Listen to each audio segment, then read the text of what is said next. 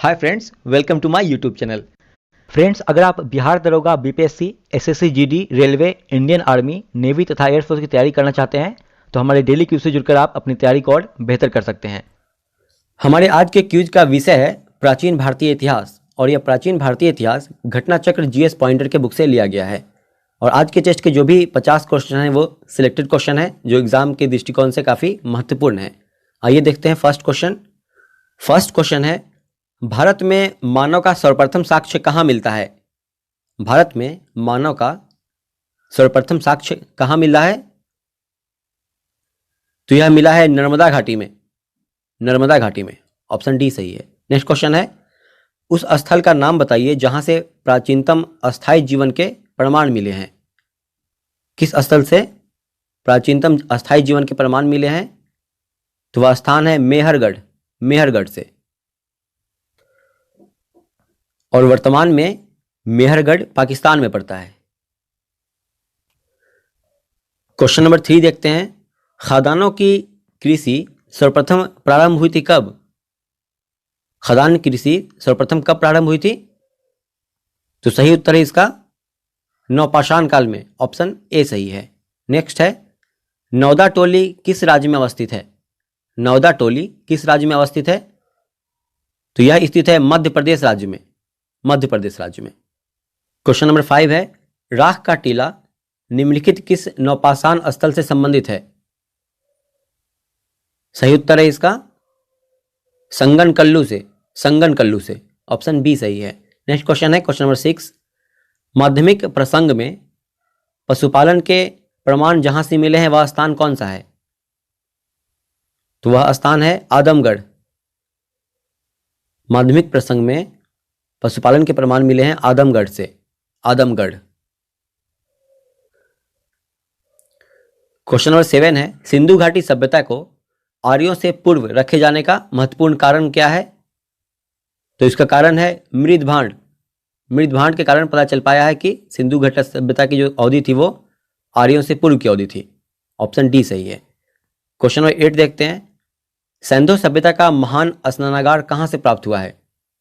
सिंधु सभ्यता का महान स्नानागार कहां से प्राप्त हुआ है? यह प्राप्त हुआ है मोहनजोदड़ो से, ऑप्शन ए सही है। क्वेश्चन नंबर 9 देखते हैं, रंगपुर जहां हड़प्पा की समकालीन सभ्यता थी कहां है यह? रंगपुर, तो यह है सौराष्ट्र में पड़ता है। नेक्स्ट क्वेश्चन देखते हैं 10 नंबर, भारत का सबसे बड़ा हड़प्पन पुरास्थल कौन सा है? भारत का सबसे बड़ा हड़प्पाकालीन पुरास्थल कौन सा है? तो वह स्थल है राखीगढ़ी। इसका क्षेत्रफल सबसे अधिक है। क्वेश्चन नंबर 11 है, सिंधु घाटी के लोग विश्वास करते थे किसमें? तो ये विश्वास करते थे मातृशक्ति में। नेक्स्ट क्वेश्चन है 12 नंबर, हड़प्पाकालीन स्थलों में अभी तक किस धातु की प्राप्ति नहीं हुई है? हड़प्पाकालीन स्थलों में अभी तक किस धातु की प्राप्ति नहीं हुई है? तो सही उत्तर है इसका लोहा की प्राप्ति नहीं हुई है अभी तक। क्वेश्चन नंबर 13 है, एक उन्नत जल प्रबंधन व्यवस्था का साक्ष्य प्राप्त हुआ है कहां से? हड़प्पा काल के किस स्थल से उन्नत जल प्रबंधन का साक्ष्य प्राप्त हुआ है? तो यह प्राप्त हुआ है धौलावीरा से, ऑप्शन बी सही है। क्वेश्चन नंबर 14 देखते हैं, निम्नलिखित 4 वेदों में से किस एक में जादुई माया और वशीकरण का वर्णन है? किसमें जादुई माया और वशीकरण का वर्णन है? कौन से वेद में? तो वह वेद है अथर्ववेद। क्वेश्चन नंबर 15 देखते हैं, ऋग्वेद का कौन सा मंडल पूर्णतः सोम को समर्पित है? ऋग्वेद का कौन सा मंडल पूर्णतः सोम देवता को समर्पित है? तो वह मंडल है 9वां मंडल। ऋग्वेद का 9वां मंडल सोम को समर्पित है, ऑप्शन सी सिलेक्ट कर लेंगे। क्वेश्चन नंबर 16 देखते हैं, उपनिषद पुस्तकें हैं, उपनिषद किस पर लिखी गई पुस्तक है? या तो ये पुस्तकें उपनिषद लिखी गई हैं दर्शन पर, ऑप्शन डी सही है। क्वेश्चन नंबर 17 देखते हैं, यज्ञ संबंधी विधि विधानों का पता चलता है किस वेद से? किस वेद से यज्ञ संबंधी विधि विधानों का पता चलता है? तो वह वेद है यजुर्वेद। यजुर्वेद से ऑप्शन सी सही है। क्वेश्चन नंबर 18 देखते हैं। आरंभिक वैदिक साहित्य में वर्णित नदी कौन सी है? वह कौन सी नदी है जिसका आरंभिक वैदिक साहित्य में वर्णन हुआ है? वह नदी है सिंधु नदी। सिंधु नदी ऑप्शन ए सही है। क्वेश्चन नंबर 19 देखते हैं। उपनिषद काल के राजा अश्वपति शासक थे, कहां के शासक थे? अश्वपति। उपनिषद काल के राजा अश्वपति कहां के शासक थे? यह शासक थे कैकेयी के। कैकेयी के शासक थे। क्वेश्चन नंबर 20 देखते हैं। वैदिक नदी अस्किनी, अस्किनी की पहचान निम्नलिखित नदियों में से किस एक के साथ की जाती है? तो वह नदी है जिसे अस्किनी कहा जाता था वैदिक काल में, तो वह नदी है चिनाब नदी। चिनाब नदी ऑप्शन सी सही है। क्वेश्चन नंबर 21 देखते हैं। निम्नलिखित अभिलेखों में से कौन सा ईरान से भारत में आर्यों के आने की सूचना देता है?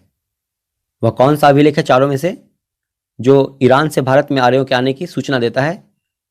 तो वह अभिलेख है बुगाज कोई अभिलेख। बुगाज कोई अभिलेख। यह अभिलेख ईरान से भारत में आर्यों के आने की सूचना देता है। ऑप्शन सी सिलेक्ट कर लेंगे। क्वेश्चन नंबर 22 देखते हैं। श्रीमद् भगवद गीता, श्रीमद् भगवद गीता मौलिक रूप से किस भाषा में लिखी गई थी? श्रीमद् भगवद गीता मौलिक रूप से किस भाषा में लिखी गई थी? तो यह लिखी गई थी मूल रूप से संस्कृत भाषा में। ऑप्शन ए सही है। क्वेश्चन नंबर 23 देखते हैं। प्रसिद्ध 10 राजाओं का युद्ध किस नदी के तट पर लड़ा गया था? 10 राजाओं का युद्ध किस नदी के तट पर लड़ा गया था? तो यह लड़ा गया था पुरुषनी नदी के तट पर। पुरुषनी नदी के तट पर।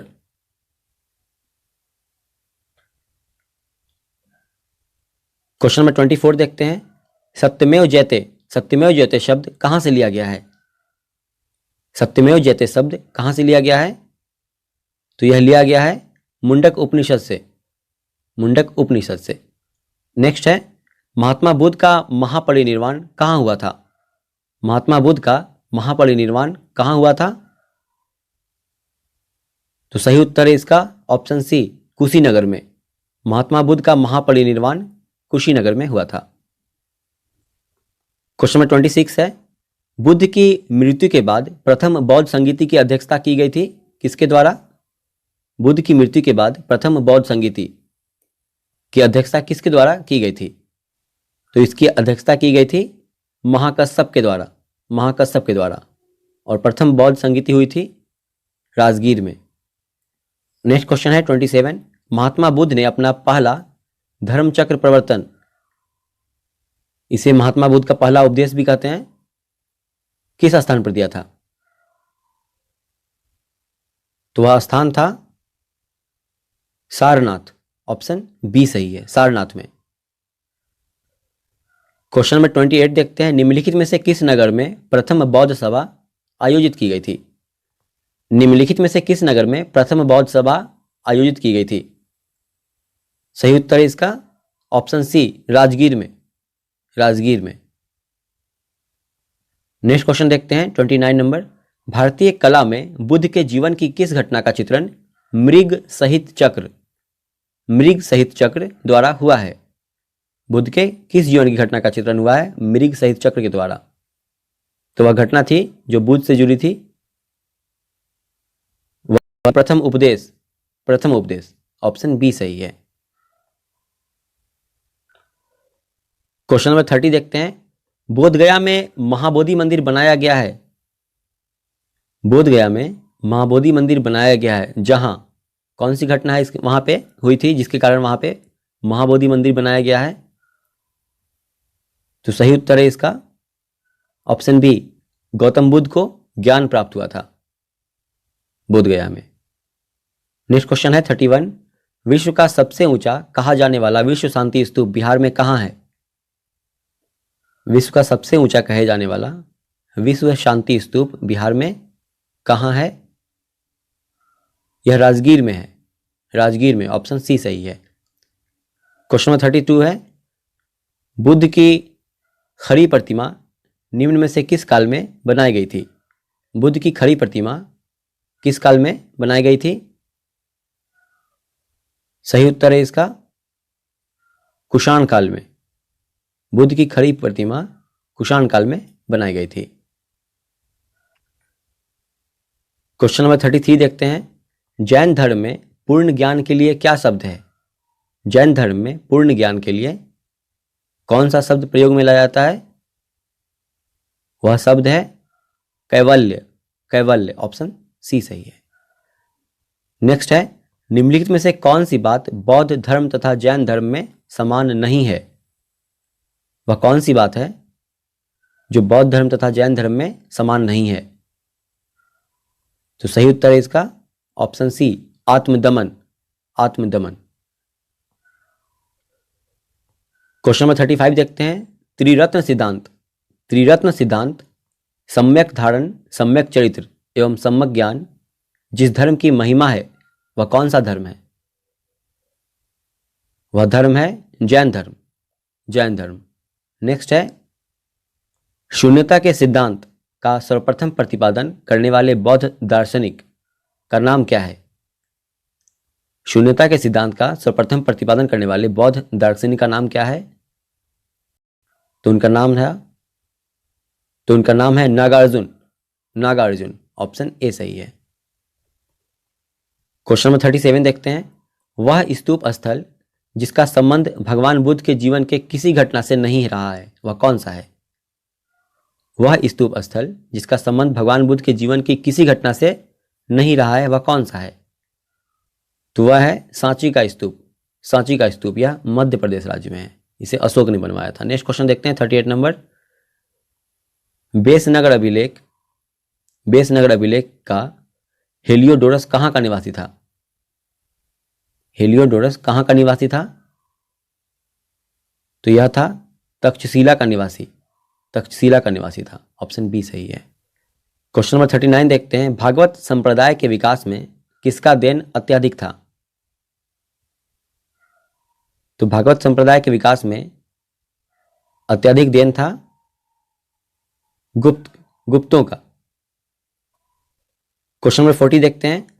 किस जैन सभा में अंतिम रूप से श्वेतांबर आगम का संपादन हुआ?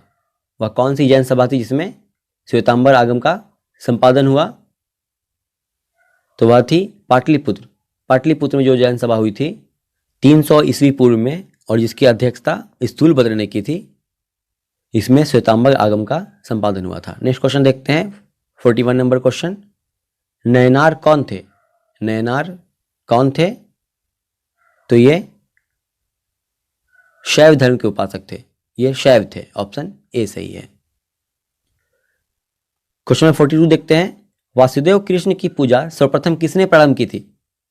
वासुदेव कृष्ण की पूजा सर्वप्रथम किसने प्रारंभ की?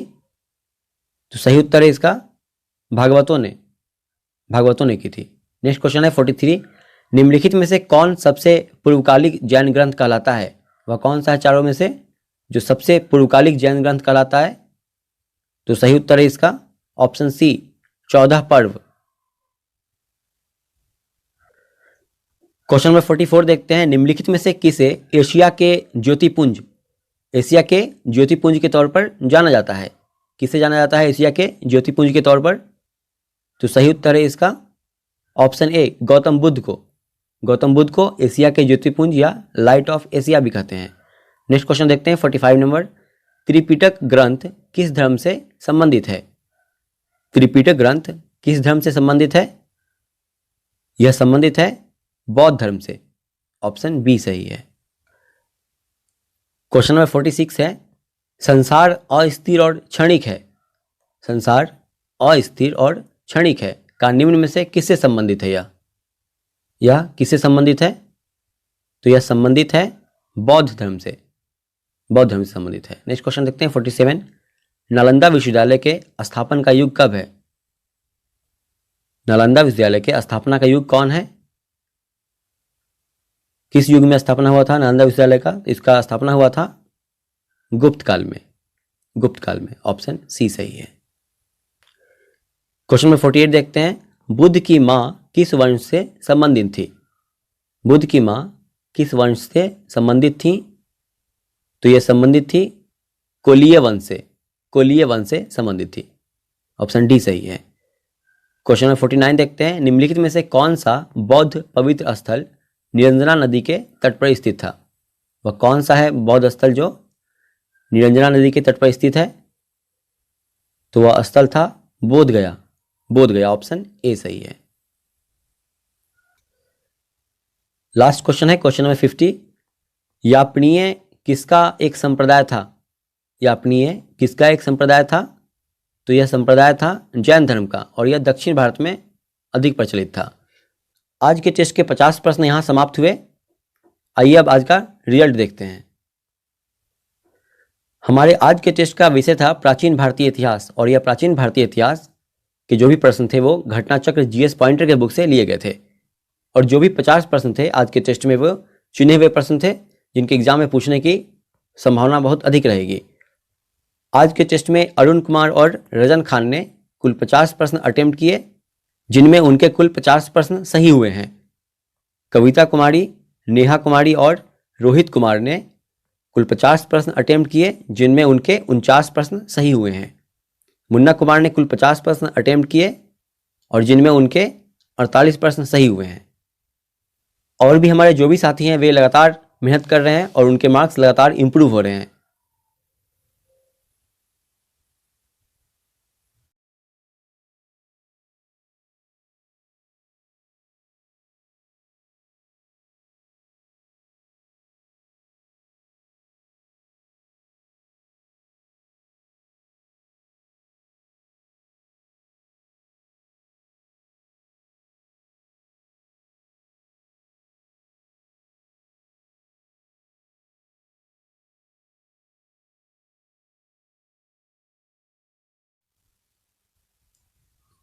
ओके फ्रेंड्स, मिलते हैं अगले टेस्ट के साथ।